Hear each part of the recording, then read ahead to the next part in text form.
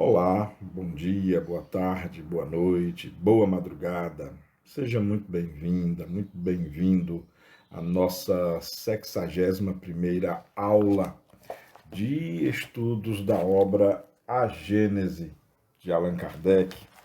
Meu nome é Marcos Venício e eu convido você a passar aqui cerca de uma hora ouvindo sobre esse tema que é tão importante, fascinante, estimulante, interessante e relevante, pois aborda ciência e espiritismo que, sobretudo, desvenda, esclarece e nos coloca a par de muitas coisas sobre a vida, sobre a nossa origem, o que estamos fazendo aqui, qual o nosso futuro ou destino, o que a doutrina espírita nos revela sobre isso, e aliado à ciência, né? O que a ciência tem nos mostrado efetivamente, é a ciência, né? Que nas palavras de Albert Einstein ainda é primitiva e infantil, no entanto, é a coisa mais maravilhosa que nós temos em termos de conhecimento que nos leva às questões importantes e que demonstra, através de evidências, não do disse-me-disse, mas através de evidências e fatos que nos levam à descoberta da verdade, que nos traz à luz do, dos fatos, à luz das evidências científicas devidamente comprovadas, nos leva então a um conhecimento que nos torna mais cônscios da nossa responsabilidade no planeta perante a ecologia, perante as nossas ações na economia, na filosofia, na teologia, na forma com que devemos tratar uns aos outros e como devemos tratar a nossa casa cósmica, né? A nossa linda joia azul. Na verdade, se nós pararmos para pensar e refletir um pouco, o Espiritismo e ciência trata também de tudo isso. Bom, eu estou gravando essa videoaula numa quinta-feira, 11 de novembro de 2021. O Brasil já passa das 610 mil mortes causadas pela Covid-19, portanto, ainda estamos em pandemia. Graças a Deus e à ciência, os números de óbitos estão diminuindo, sim. Muitas cidades já estão passando a não registrar mais óbitos. E isso se deve unicamente à vacina. São as vacinas que estão trazendo esse novo status quo, por assim dizer, na pandemia da Covid-19. Portanto, não baixe a guarda, não abra mão de vacinar-se, tome a sua vacina, isso é muito importante. Não é hora ainda de abrir mão dos cuidados sanitários, né? De usar máscara sempre que você precisar sair de casa, higienizar as mãos constantemente, evitar aglomerados e muita proximidade de outras pessoas. As pessoas estão sendo levadas a crer que a pandemia acabou, mas ela não acabou. Então, portanto, fique alerta, fique alerta. É a sua vida que está em jogo e, de repente, quem sabe a vida daqueles que estão próximos ou próximas de você. Tá ok? Não esqueça de se inscrever no canal, se você ainda não tiver feito. Não esqueça de deixar aquele gostei. Isso ajuda muito no canal. Vocês não imaginam o quanto isso é importante para o canal. Então, já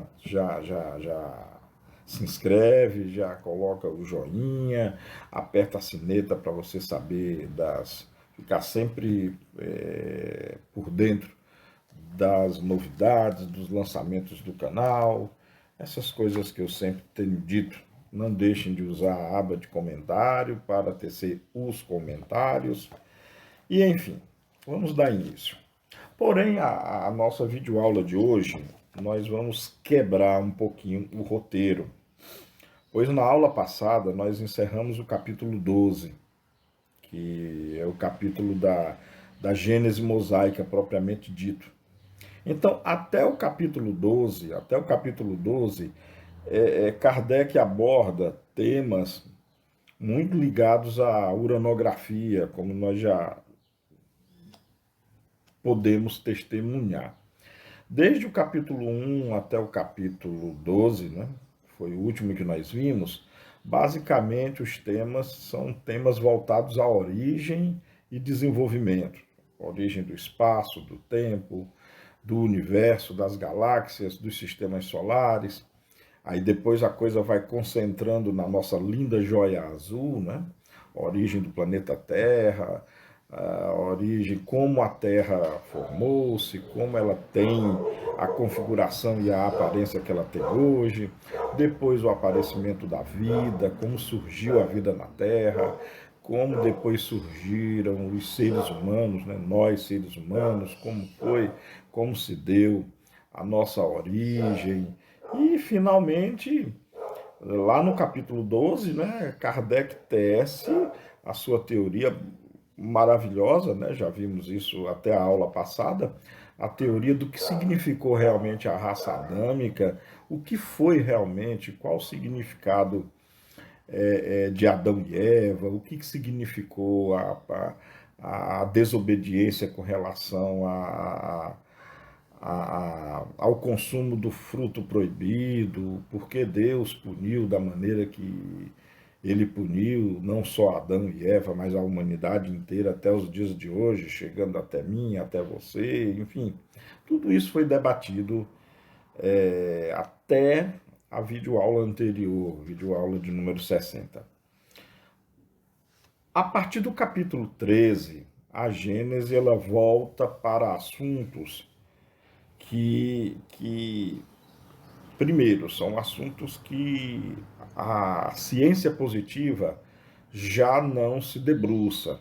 Nós já não vamos ter, por exemplo, a física, a química, a astronomia, biologia, cosmologia, paleontologia, paleoantropologia, já não vamos ter o concurso dessas disciplinas para tratar desses outros assuntos.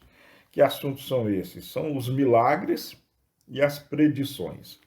Então, a partir do capítulo 13 até o último capítulo de A Gênese, Kardec vai tratar primeiro dos milagres, né, perpetrados e vivenciados por Jesus Cristo, a divisão do pão e dos peixes, as curas, a transformação da água em vinho, a suposta ressurreição, enfim, muitas dessas coisas, muitos desses temas, né, Kardec e nós, né, claro, iremos nos debruçar a partir do capítulo 13. E depois ele fala das predições, né, as predições propostas, inclusive, no Novo Testamento, um pouco no Velho, mas gritantemente no Novo Testamento. As predições, o porvir, o que está para acontecer. Serão os próximos assuntos. Então percebam que há uma mudança muito grande agora de foco. Se antes nós tínhamos a ciência positiva, né, a física, a química, a biologia e por aí vai, para embasarmos os argumentos que nós tínhamos acerca da formação da Terra, formação do universo, dos planetas, das galáxias, sistemas e tudo mais.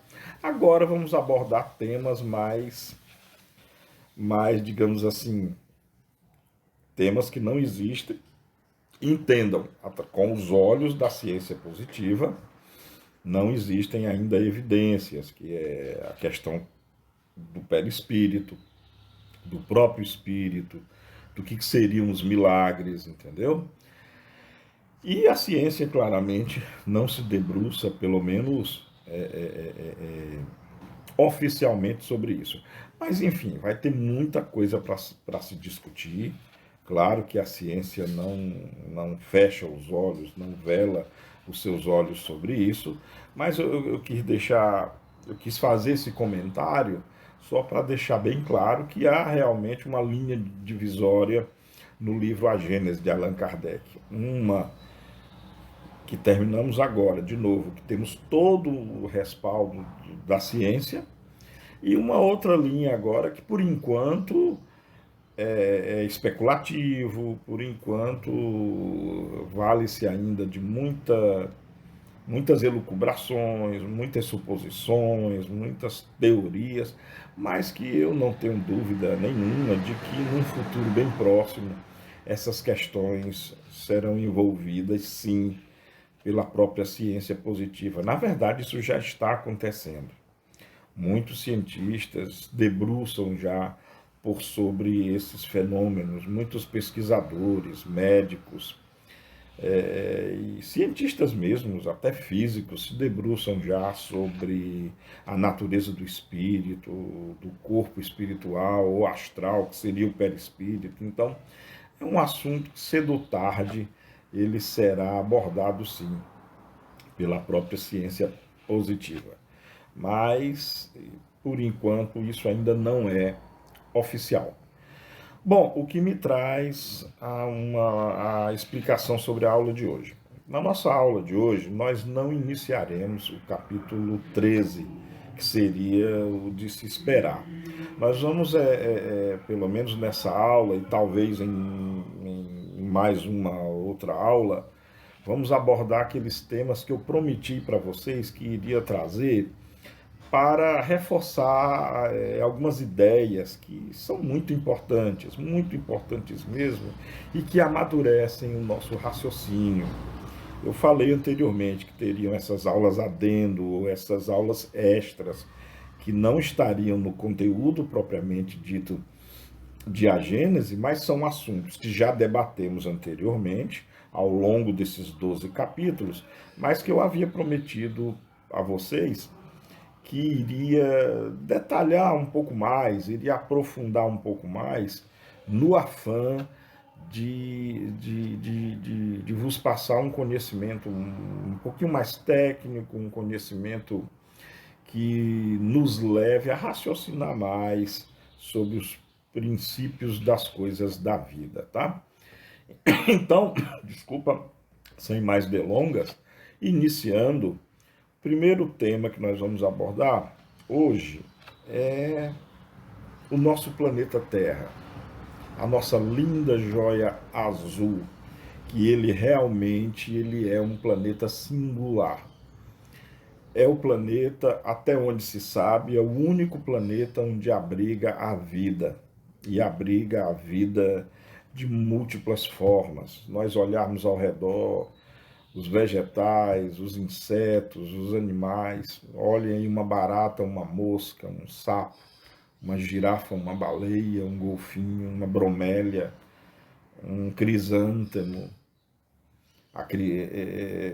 um morcego, uma águia, uma raposa, um cão, um gato. Nós, seres humanos, uma papoula, um rouxinol, um pelicano, um tucano, um papagaio, uma arara. Então a vida pulula, a vida realmente explodiu aqui no nosso planeta.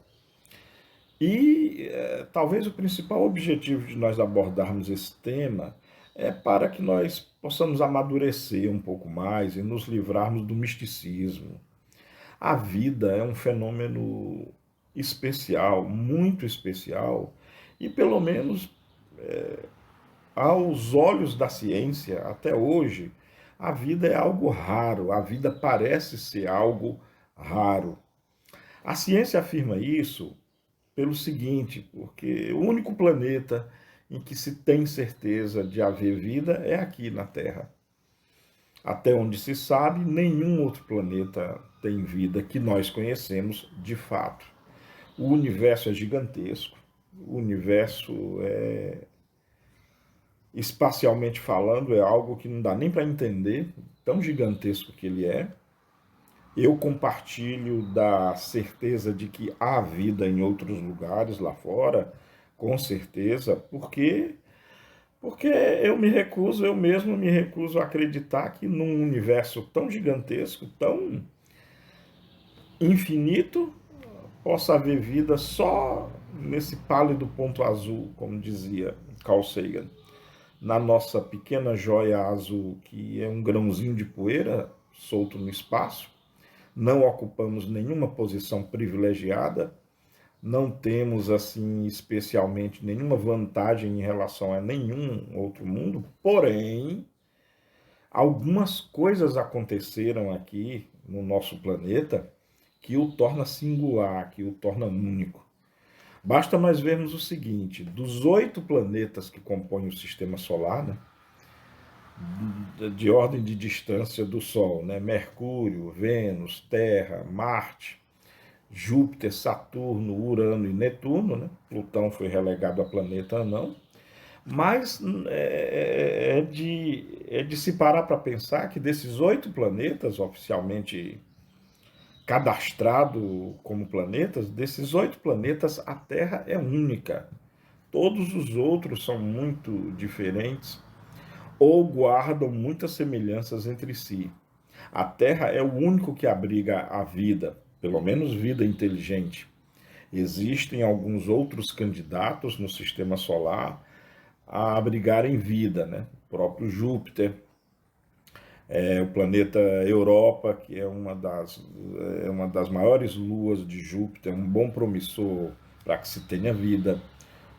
A lua Titã de Saturno é outra candidata a abrigar vida. A lua Encélados também, ela é uma lua muito promissora para que se tenha vida, porém, essa possibilidade de vida nesses mundos que eu acabei de citar, só para citar alguns, elas não foram ainda comprovadas, tá? Não foram ainda comprovadas. É importante que se diga isso. Existem fortes evidências de que sim, que esses planetas, que essas luas e ou planetas abriguem vida, mas isso não foi comprovado ainda. Bom, e o segundo ponto sobre isso é que mesmo se comprovar, que fique bem claro, a vida nessas luas, nesses planetas que eu acabei de citar, provavelmente são vidas a nível microbiano, a nível unicelular ou a nível microbiano. Não vai passar disso. Só que o nosso planeta, a Terra, nota-se que ele é bem diferente. A vida parece não, ela de fato explodiu aqui. E aqui agora cabe um parêntese também. É verdade que nós os seres humanos, não temos também, não temos dados suficientes para afirmar que não tenha vida tão próxima. Porque, afinal de contas, o homem, o ser humano, agora que pisou na Lua, as nossas sondas, tudo bem que as Voyager 1 e 2 já adentraram ao espaço interestelar, ou seja, elas já ultrapassaram aos limites do sistema solar. No entanto, como eu falei anteriormente, o universo é tão grande, a nossa galáxia, a Via Láctea, ela é tão imensa que, na verdade, é como se buscando por vida na vizinhança. Imagina que você mora numa casa, num lugar muito a ermo, ou seja, num lugar muito vazio, e você quer descobrir se há outras casas, se existem outros vizinhos, porque você acha que a única casa que tem é a sua. Mas aí você está procurando ainda no seu quintal. E é óbvio que não vão existir outras casas no seu quintal, muito menos habitadas. Então, muito embora a ciência afirme que o único lugar que se conhece com vida é a Terra, e realmente, de fato, é o único lugar que se conhece com vida, é a nossa linda joia azul, portanto, na comparação que eu fiz ao jardim, nós apenas descemos aí, nós começamos a descer o primeiro degrau que dá acesso ao quintal. Não exploramos ainda nem os primeiros centímetros do quintal, nem sequer estamos muito longe ainda de sair do quintal para explorar realmente a vizinhança. Claro que essa nossa pesquisa ela é feita através de radiotelescópios, através de antenas potentes. Claro que hoje percrustamos aí milhares e milhões de anos-luz de distância com a tecnologia do rádio. Tanto é que a ciência, a astronomia já descobriu aí milhares, centenas de milhares de exoplanetas. Talvez eu tenha exagerado na cifra centenas de milhares, mas já descobrimos aí centenas de exoplanetas. O que são exoplanetas? São planetas fora do sistema solar, planetas orbitando outras estrelas e muitos com potencial para abrigar vida, muitos mesmos com potencial de abrigar a vida e talvez até vida inteligente. Mas eles estão tão distantes, que a comunicação com eles é impossível. E, por enquanto, a única forma, a única forma incontestável de se detectar uma vida inteligente é através da comunicação, já que não dá para ir até lá, pois as distâncias são enormes e não temos tecnologia ainda para cobrir essas distâncias, então não dá para ir lá, não dá para fotografar, não dá para. A única coisa que temos são as ondas eletromagnéticas, né? Ondas, grosso modo, de rádio, que enviamos para o espaço, e estamos também, através de antenas receptoras, tanto orbitais quanto aqui na Terra, tentando detectar sinais de vida inteligente vinda do espaço. E não há teoria da conspiração, o governo não esconde se achou, até porque hoje em dia não há como esconder esse tipo de mensagem ou esse tipo de conhecimento, porque muitos países ao redor do globo inteiro, eles vasculham os mesmos céus, eles buscam as mesmas respostas. Então teria que haver assim, um acordo a nível global entre todos esses países que fazem essas pesquisas. E esse tipo de acordo é simplesmente impossível, porque tem países até que não se falam uns com os outros, que não têm nem relações diplomáticas. Observem que a detecção de vida em outro planeta, esse evento, no dia que ocorrer, sem dúvida alguma será um evento sociológico. Então, não tem porquê, não caiam nessa bobagem de que o governo esconde. Não, isso aí é teoria da conspiração, fake news, né? Nos dias de hoje esse termo fake news ele é muito usado, mas não há, até porque para essa pesquisa não são só governos que a fazem, a iniciativa privada também, através de conglomerados milionários e bilionários da tecnologia, fazem também esses estudos. Então, esconder coisas desse tipo no mundo de hoje seria impossível. Olha, vejam só, olha só, até filmes que custam às vezes milhões de dólares, ou seja, algo que tem-se realmente um interesse financeiro na bilheteria. Às vezes os filmes, antes de serem lançados, às vezes o filme vaza, a pessoa fica sabendo aí do filme inteiro.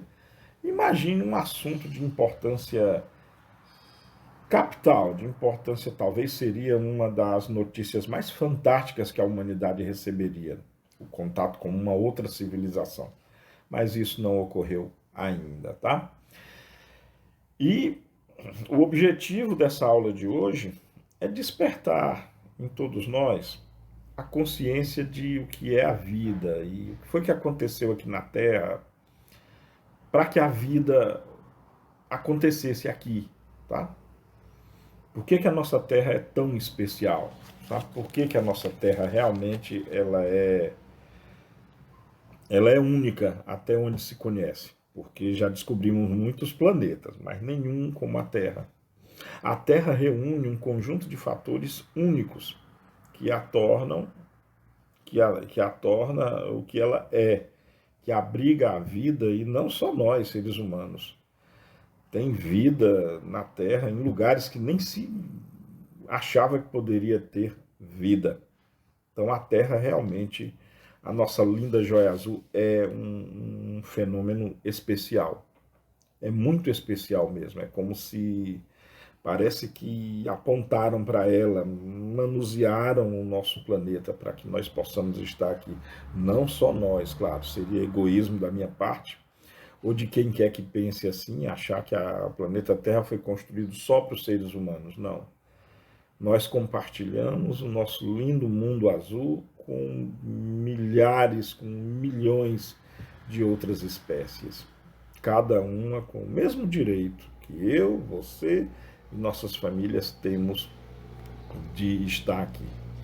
Um outro ponto importante, antes de nós começarmos a... Basicamente, o que eu vou tentar explicar hoje, ou pelo menos descrever, acho que não cabe uma explicação aqui, porque seria técnico demais e não é esse o objetivo do canal. Nessa nossa videoaula de hoje, que pode ser intitulada de A Terra, a nossa linda joia azul, um planeta singular, seria o título da nossa videoaula de hoje, da aula 61, a minha pretensão é só descrever o que torna o nosso mundo único, pelo menos por enquanto, já que não conhecemos outro com essas mesmas características.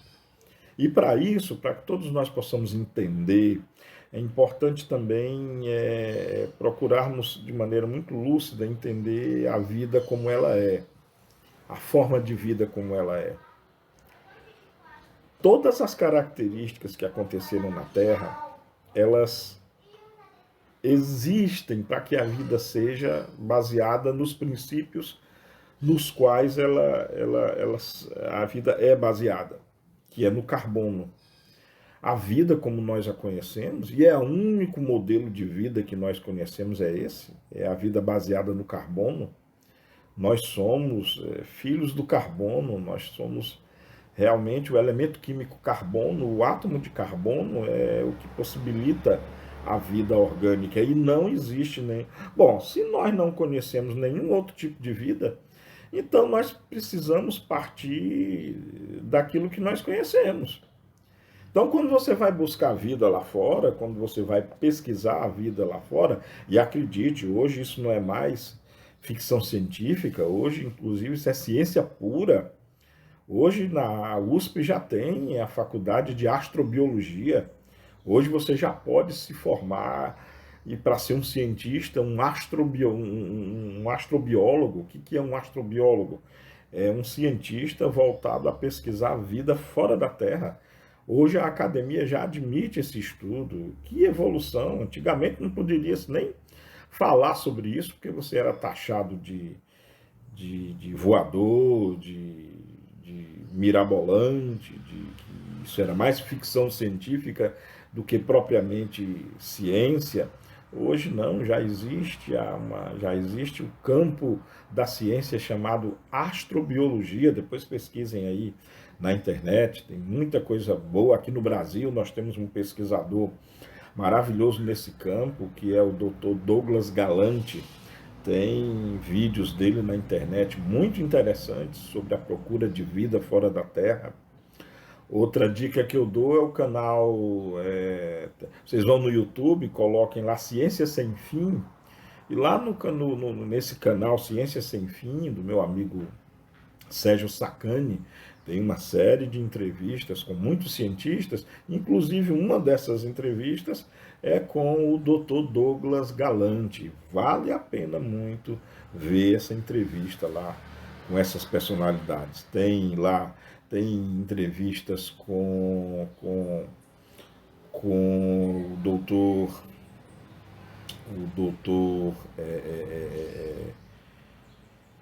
meu Deus, Marcelo Gleiser. Tem lá o Marcelo Gleiser, está lá só para citar esses dois exemplos, então vale a pena. Vão lá no canal Ciência Sem Fim, do Sérgio Sacani, tem muita coisa interessante sobre estes assuntos também.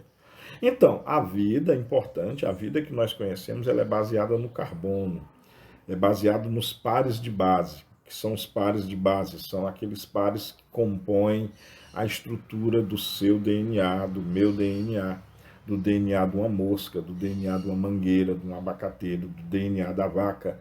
Toda a vida na Terra, toda a vida na Terra, sem exceção, desde um vírus, que nem se sabe ao certo se é uma vida, até nós, que somos, pelo menos nos julgamos o ápice da criação, passando aí por abacateiros, como eu disse, coqueiros, mangueiras, goiabeiras, baratas, moscas, os nossos primos irmãos quirópteros, né, que são mamíferos também, os morcegos, baleias, golfinhos, girafas e tudo, enfim.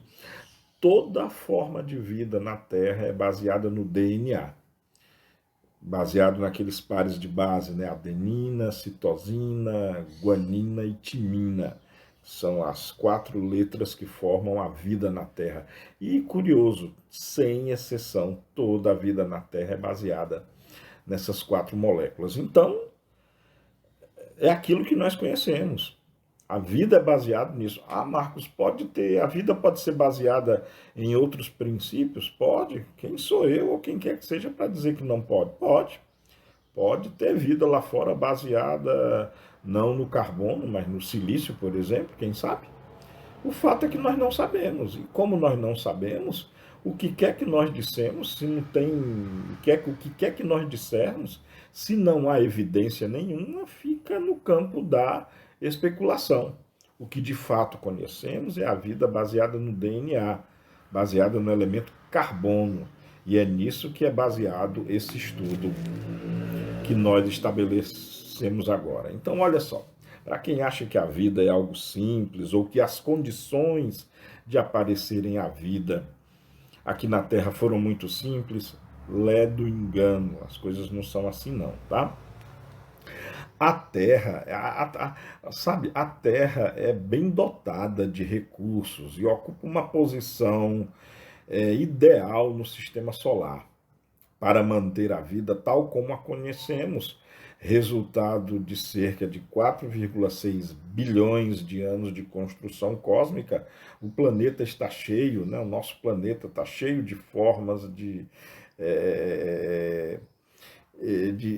formas de vida, graças a um conjunto fortuito e único de condições, desde a composição química bem especial do nosso núcleo planetário, até a distância segura que nós ocupamos do buraco negro mais próximo, que está no centro da nossa galáxia. Então, tudo isso contribuiu para que a vida aparecesse aqui na Terra. Na verdade, para que nós estejamos aqui, ou mesmo para que a vida mais simples possa ter acontecido aqui na Terra, 13 fatores foram fundamentais para que nós estejamos aqui, para que nós estivéssemos aqui. Então, reflitam muito a partir de agora, reflita muito sobre isso. Quando você achar que não, qualquer planeta tem vida. Não, não. Para que haja vida na Terra, eu repito, estou repetindo muito, porque isso é muito importante. Para que houvesse vida na Terra, 13 coisas muito importantes tiveram que acontecer. Eu vou descrever essas 13 coisas de maneira muito simples, de maneira muito resumida. Se você que está me ouvindo e me vendo se interessar por alguma coisa, por algum aspecto mais especial desses 13 fatores, você pode pesquisar, usem a aba de comentário para fazer perguntas, se você quiser dados mais específicos sobre algum ou alguns desses 13 eventos que eu vou citar, pode perguntar aí, pode se expressar, eu posso dar a dica de onde você colher mais informações e nós podemos sim discutir sobre isso. Usem a aba de comentário, deixe aí sua opinião, o que você acha de tudo isso? Isso é importante? Você concorda comigo que a vida é algo especial? Ou você acha, ou você acredita no ET que tem na Lua, que tem em Marte? Deixe aí seu comentário. Toda e qualquer opinião, desde que séria e consciente, ela é bem-vinda.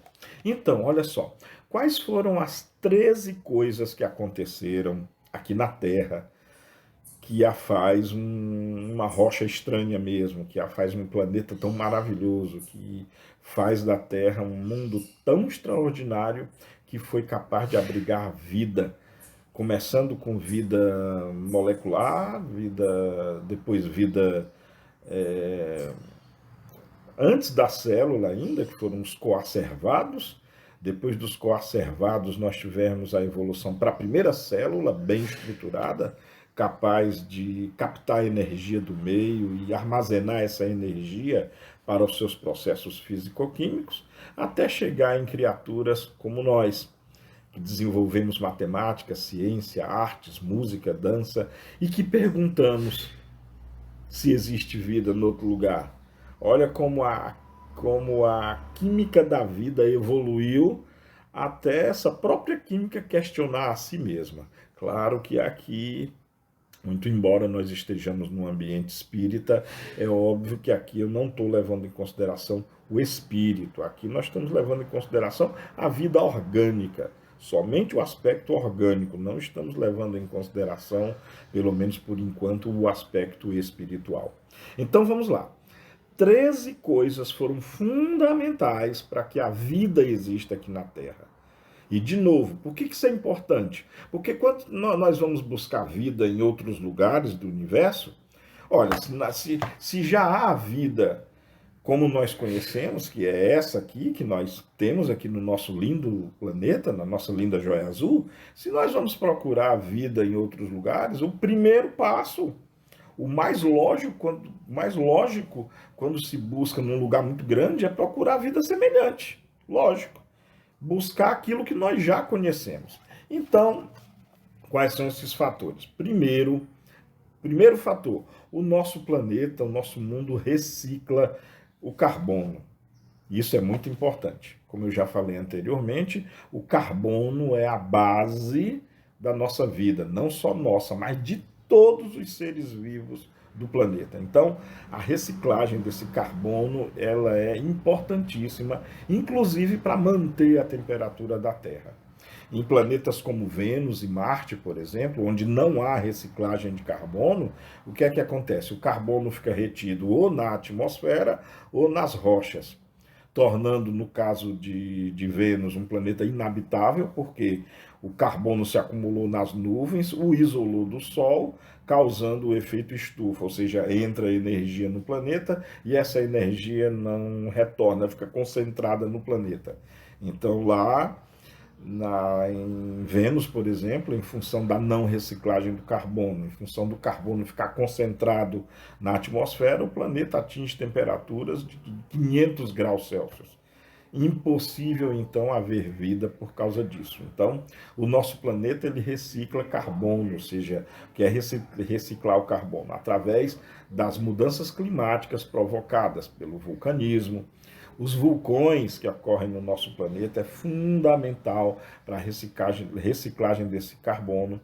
O movimento das placas tectônicas é fundamental porque se movendo lentamente no fundo dos oceanos e por sobre o magma, ele faz com que grandes reservas de gás carbônico e de carbônico natural também, não necessariamente em forma de gás, ele seja convertido em lava. Essas lavas são ejetadas pelos vulcões e nós temos então uma grande reciclagem de gás carbônico.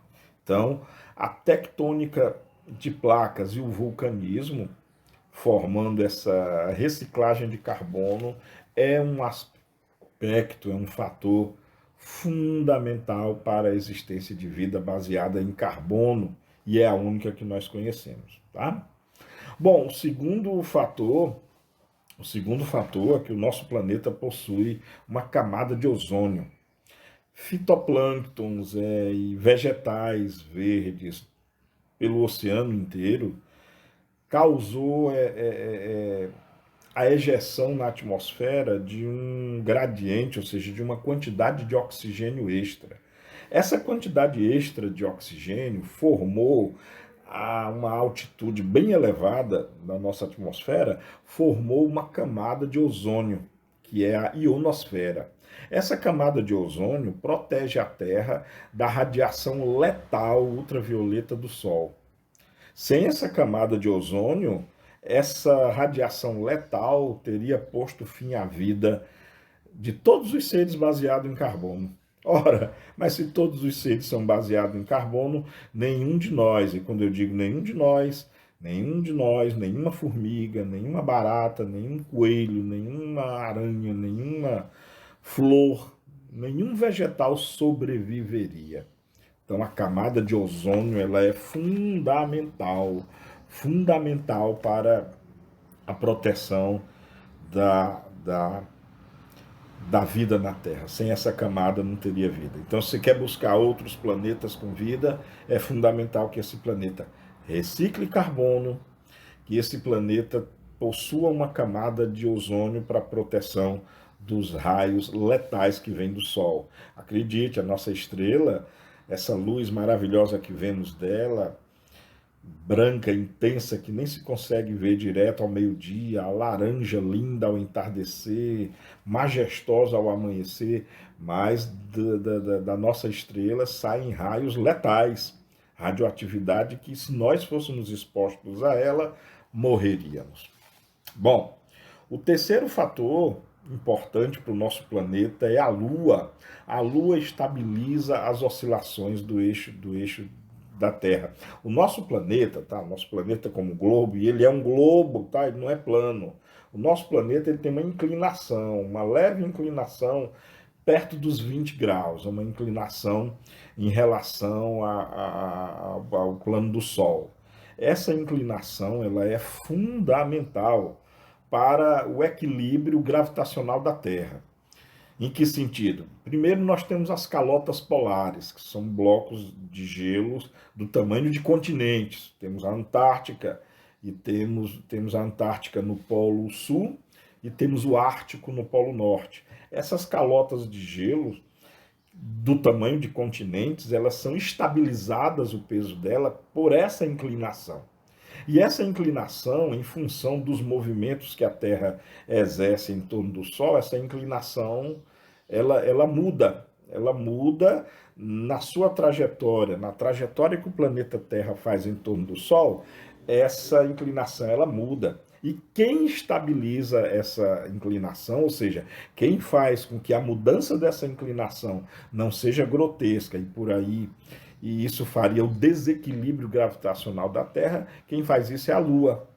A Lua, nossa linda Lua, branca, maravilhosa, prateada, é ela. A interação gravitacional entre a Lua e a Terra é que causa a harmonia dessa mudança muito pequena de inclinação do eixo em relação à Terra. Essa inclinação varia de 41.000 e 41.000 anos. Mas se não fosse a Lua, essa mudança de inclinação seria aleatória e, como muitos dos resultados, as calotas polares desmoronariam por sobre a Terra. Em outras palavras, o nosso planeta Terra, na verdade, seria só água, porque as calotas polares elas desabariam e inundariam todos os continentes. Então, a Lua é fundamental, fundamental mesmo para esse equilíbrio. A nossa Lua contribui para isso. Bom, o quarto aspecto fundamental que aconteceu na nossa linda joia azul é que a tectônica das placas, um dia todas as terras do nosso planeta elas estavam contidas numa só porção, que era a Pangeia. Com o movimento tectônico, as porções se dividiram. É por isso que hoje nós temos as Américas, da América do Norte, do Sul e Central, temos a Europa, a Ásia, a Oceania, a Austrália e os polos. Por causa disso, como cada porção de terra foi ocupar um lugar específico ao longo do globo, nós tivemos, por causa disso, a adaptação a cada condição climática e a cada região do globo. Como resultado disso, nós tivemos uma proliferação de um grande número de tipos de vida. Vidas assim, é só você olhar o tipo de fauna da Groenlândia, o tipo de fauna da Austrália, fauna, o tipo de animais, né? o tipo de fauna da floresta amazônica, o tipo de fauna da caatinga, o tipo de fauna dos trópicos. E isso foi fundamental para que a evolução biológica chegasse até nós, seres humanos. Então, a tectônica de placas, além de colaborarem para a reciclagem do carbono, como eu já falei anteriormente, ela foi fundamental para a diversidade dos tipos de vida no globo. Bom, quinto aspecto fundamental do nosso planeta é o campo magnético e as tempestades solares. O nosso planeta Terra, além da camada de ozônio, ele tem um campo magnético intrínseco à Terra. A Terra, na verdade, ela é um grande imã mesmo, que envolve a Terra num campo magnético maravilhoso. A prova disso são as auroras boreais. Aqueles lindos fenômenos daquelas luzes no céu é uma prova da ação, aliás, é uma demonstração da presença do campo magnético. O campo magnético ele capta que são aquelas luzes da aurora. São partículas elétricas carregadas, né, vindas do Sol, que o campo magnético concentra nos polos. Nós temos a aurora boreal quando é no norte, né, e temos a aurora austral quando é lá no sul. Temos esses dois tipos de aurora. Se visita mais a do norte é porque tem cidades mais próximas, fica próximo da Groenlândia, fica próximo à cidade de Murmansk na Rússia, então é mais fácil ir para o norte. Para ver a aurora do sul é complicado, porque teria que ir lá para o Polo Sul, lá para a Antártica, e é meio complicado, teria que atravessar lá o oceano inteiro depois da Argentina. Então, ver a aurora boreal, que é a do norte, é muito mais fácil, inclusive economicamente falando. Então, esse campo magnético protege a Terra de muitas partículas carregadas eletricamente que seriam fatais para estruturas de carbono como nós e todas as outras espécies também são. Então, olha só como a coisa foi muito bem planejada. Além da camada de ozônio, nós temos a camada do campo magnético da Terra. Nós temos esse campo magnético que nos protege das tempestades solares, por exemplo. O Sol, às vezes, possui tempestades assim colossais que atingem a Terra, mas por causa do campo magnético, nós ficamos protegidos dessas tempestades solares, né? Então esse foi o quinto fator que torna o nosso planeta muito especial. Bom, o sexto fator é que nós estamos a uma distância conveniente do Sol. Os astrobiólogos chamam de zona habitável. O nosso planeta ele nem é tão distante do Sol, nem ele é tão perto. Nós estamos a mais ou menos 150 milhões de quilômetros de distância do Sol, numa faixa que nós chamamos de zona habitável. Por que essa distância é chamada de zona habitável? Porque nessa distância do Sol ocorre a água no estado líquido. Água, como nós sabemos, além do carbono, claro, não é só o carbono responsável pela vida, a água também é fundamental, sem água não há vida. Mas não basta ter água não, tá? Por exemplo, Netuno tem água, muita água, mas no estado sólido. A água é gelo puro, gelo quase que inquebrável. Esse tipo de água não adianta. A gente precisa de água, a vida se requer água, mas água no estado líquido. E para que o globo agregue água no estado líquido, é necessário que ele esteja nessa distância bem equilibrada do Sol. Nem muito perto, para a água não vaporizar tudo, como ocorreu em Vênus, por exemplo, a água está toda na atmosfera em forma de vapor, nem muito longe, como nos gigantes gasosos lá, Urano, Netuno, em que a água é solidificada, né? Então também não adianta. A água está na Terra no estado líquido, tem água solidificada, claro, nas calotas, nos altos das montanhas, nos Alpes, nas montanhas geladas, mas olhem os oceanos, os os mares, os rios, lagos, cachoeiras, lagoas, os aquíferos, os rios subterrâneos, temos água na terra e água em abundância. É verdade que estamos vivendo uma crise hídrica muito grande, mas isso é uma outra história. Não vamos fugir ao tema, não. Depois falaremos mais sobre isso. Então, a Terra, parece que a Terra foi colocada no lugar certo, no ponto certo onde ela deve estar. Bom, o sétimo aspecto muito importante do nosso planeta é que nós estamos distantes dos gigantes gasosos. Estamos muito distante dos gigantes gasosos, que é Júpiter, Saturno, Urano e Netuno. E por que isso é importante? É que se as órbitas dos maiores planetas do Sistema Solar fossem mais próximas as nossas, né, esses planetas, Júpiter, Saturno, Urano e Netuno, a força gravitacional causaria flutuações desastrosas no nosso mundo. Nós ficaríamos meio que numa dança cósmica e que seria desastrosa. Lembra que a Lua, eu falei anteriormente, que a Lua exerce esse equilíbrio gravitacional em função da inclinação do eixo da Terra? Pois bem, se nós estivéssemos muito próximos dos gigantes gasosos, que são os planetas Júpiter, Saturno, Urano e Netuno, esse equilíbrio que a Lua exerce sobre a Terra seria inatingível e nós sofreríamos oscilações gravitacionais, como se fossem empurrões e puxamentos terríveis que desestabilizariam oceanos, desestabilizaria as calotas polares, desestabilizariam, que palavra chata, todo o equilíbrio climático da Terra. E sem falar da própria estrutura da Terra, né, da parte rochosa, que teriam mais fraturas, teríamos terremotos terríveis, enfim, teríamos um caos aqui na Terra, se estivéssemos muito próximos desses gigantes. E não estamos, como eu falei, fomos colocados no lugar certo. Bom, o oitavo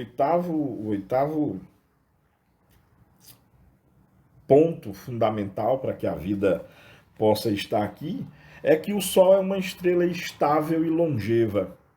A nossa estrela, a nossa linda joia azul, orbita uma estrela de quinta categoria, que é o nosso Sol, e ela é uma estrela estável. O que é uma estrela estável? É uma estrela que queima o seu combustível, que é o hidrogênio, a uma taxa muito harmônica. Se o nosso Sol, se a nossa linda estrela fosse uma estrela supermassiva, ela queimaria o seu combustível com uma velocidade muito maior. E, por consequência, a vida da estrela não seria o suficiente para dar tempo de a vida acontecer. Então, a nossa estrela Sol, ela é uma estrela estabilizada o suficiente para que ela tenha uma longevidade, ou seja, um período de existência suficiente para que tenha dado tempo para aparecer aqui a vida, pois a vida aqui apareceu há mais ou menos uns 3 bilhões e 800 milhões de anos atrás, a vida não humana, lógico, a vida a nível... é uma pré-vida, né? Foram as primeiras moléculas que aprenderam a se autoduplicar, até chegar nos coacervados, células, organismos mais simples, pluricelulares, até chegar a nós. Isso só foi possível pela longevidade do nosso planeta. Bom, o nono aspecto da nossa querida joia azul é que temos os materiais certos para um núcleo dinâmico. E isso é muito importante. Toda a energia do nosso planeta, a energia para a vida, a energia para todos os processos que ocorrem na Terra, vem de 2 lugares. Vem do Sol, primeiramente, sobretudo do Sol, e depois no nosso núcleo, que é basicamente formado de níquel e ferro e partículas radioativas. E essa é a composição maravilhosa. O núcleo do nosso planeta, coisa que não acontece nos outros 7 do Sistema Solar, o núcleo do nosso planeta ele é rico em partículas radioativas que fornece uma fonte de alimentação energética constante e bastante longeva também para o núcleo do nosso planeta, fazendo aparecer o calor natural radioativo do centro do nosso planeta, fazendo com que o próprio planeta, a própria linda joia azul, tenha uma fonte de energia bem particular. Ou seja, não é só o Sol, claro que o Sol é a fonte primária, mas o núcleo do nosso planeta é uma fonte secundária, digamos assim, de energia. E isso foi fundamental para o aparecimento da vida na Terra.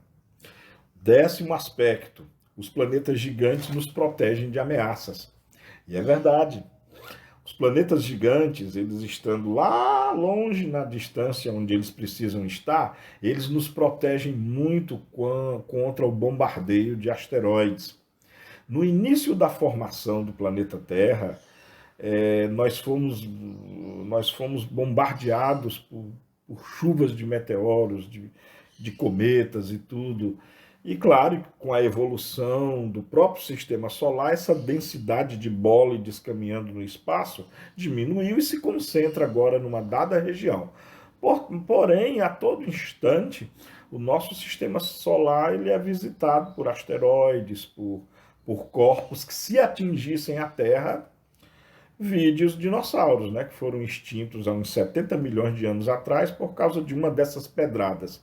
Pois bem, Júpiter e Saturno, principalmente, esses dois planetas, Júpiter e Saturno, eles dois formam um campo gravitacional, ou seja, uma região no espaço tão densa em termos gravitacionais, que esses bólides, quando entram no sistema solar, são influenciados pela gravidade destes planetas e não pela gravidade da Terra. Pois a Terra, em comparação a Júpiter ou a Saturno, ela é bem menor. Então, quem influencia e acelera e, de certa forma, até atrai esses asteroides é Júpiter. Basta lembrar que o próprio Júpiter foi, no século passado, bombardeado pelo asteroide, foi um cometa, que foi o Schumacher-Levy. Tem fotos aí na internet, na época foi muito televisionado, teve fotos aí do cometa Schumacher-Levy caindo no planeta Júpiter. Quem sabe se não fosse o planeta Júpiter, o Schumacher-Levy cairia na Terra e não em Júpiter. Mas graças principalmente a esses dois colossos do sistema solar, que é Júpiter e Saturno, os bólides, pelo menos os de maiores magnitudes, de maiores massa, a tendência deles é que, se chocarem com algum globo, eles se chocariam com os planetas gigantescos que, possuindo uma massa muito maior, então, de fato, eles seriam atraídos para esses dois gigantes.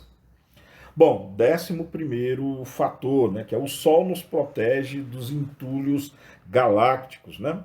É que é assim, ó, o Sol ele envolve os planetas em uma bolha de partículas, sabe? Eletricamente carregada, que repelem a radiação perigosa vindo do espaço interestelar. E isso é verdade. O Sol ele gera um campo não só gravitacional, um campo luminoso, um campo magnético também, pois o Sol tem um campo magnético intrínseco, e ele cria uma espécie de bolha tomando conta de todos os seus planetas, como se fosse um pai amoroso cuidando dos filhos, ou mãe também. E essa bolha de radiação protege o nosso sistema solar da radiação vinda de outros lugares do espaço sideral. Tem muita coisa acontecendo no espaço sideral. Explosões de outras estrelas, radiações vindas de outro lugar, coisas que seriam perigosas aqui para o nosso sistema solar. E o Sol nos protege, a nossa estrela tem toda uma dimensão, ela tem toda uma característica específica para nos proteger dessas intempéries que possa vir e que vem realmente do espaço interestelar. Aspecto 12, seguindo para longe dos riscos, tá? O que é esse seguir para longe dos riscos? O que é esse aspecto?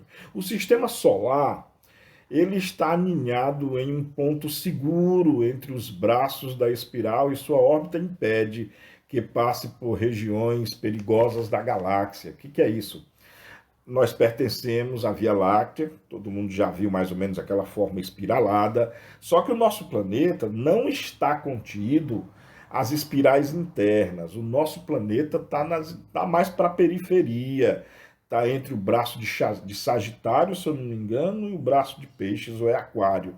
Mas está lá entre o penúltimo, antepenúltimo e o último braço galáctico. Isso quer dizer o quê? Nós estamos mais ou menos distante, ou melhor dizendo, nós estamos muito distantes da região turbulenta da Via Láctea, da região onde tem muito mais fenômenos cósmicos catastróficos que possam vir a destruir a Terra ou causar mudança na órbita de um dos planetas. Então, como o nosso sistema solar ele também tem uma órbita em torno do núcleo da galáxia, essa órbita ela é de aproximadamente 225 milhões de anos. Ao longo desse período, nós passeamos no espaço por uma região tranquila, digamos assim, por uma região metaforicamente falando, de águas calmas. Se o nosso planeta, ou melhor dizendo, se a nossa estrela e o nosso sistema solar, por conseguinte, estivesse mais adentrado, estivesse mais próximo do núcleo, aí nós estaríamos em mares tempestuosos. Mas não, nós estamos em um lugar muito tranquilo. O que vai ressaltar aqui o 13º e último aspecto que nós catalogamos, que estamos longe da densidade estelar. Isso é muito importante. Em função da nossa posição, nós estamos... Ou seja, não tem muitas estrelas próximas de nós, sabe? Próxima do nosso Sol. Não tem muitas estrelas. Nós estamos num lugar do espaço em média, estatisticamente, muito vazio em relação a outros espaços. E isso também é muito bom. Porque imagine só, se o nosso Sol, juntamente com o Sistema Solar, estivesse perto de muitas outras estrelas, nós correríamos muito mais riscos, haveria muito mais perigo nisso, porque nós teríamos, por exemplo, risco de estarmos próximo de uma supernova. Que é uma supernova? É uma estrela que explode. E olha, nenhuma raça quer estar perto de uma estrela que explode, porque é um evento catastrófico elevado aí a milhões de dígitos. Planetas inteiros. Aliás, quando uma estrela explode, sistemas inteiros podem ser incinerados. E nós não corremos esse risco porque a densidade de estrelas onde nós estamos é muito pequena. E mesmo as estrelas que estão próximas de nós são estrelas jovens ainda, cuja probabilidade de entrar em colapso como supernova durará aí outros bilhões e bilhões de anos. Então, realmente a vida escolheu um lugar muito apropriado para aparecer. E é isso, gente. Eu espero que essas palavras, né, esses fatos, levem todos vocês, e eu também, a refletirmos sobre o fato de que a vida é algo muito especial, que a vida não é uma bobagem, que a vida não é algo que se encontra em qualquer esquina. Deve ter, sim, em muitos outros lugares. Mas por que não se encontrou até hoje? Porque é preciso todos esses fatores. E olha, eles não são os únicos, tá? Esses 13 fatores que eu citei, eles são somente os mais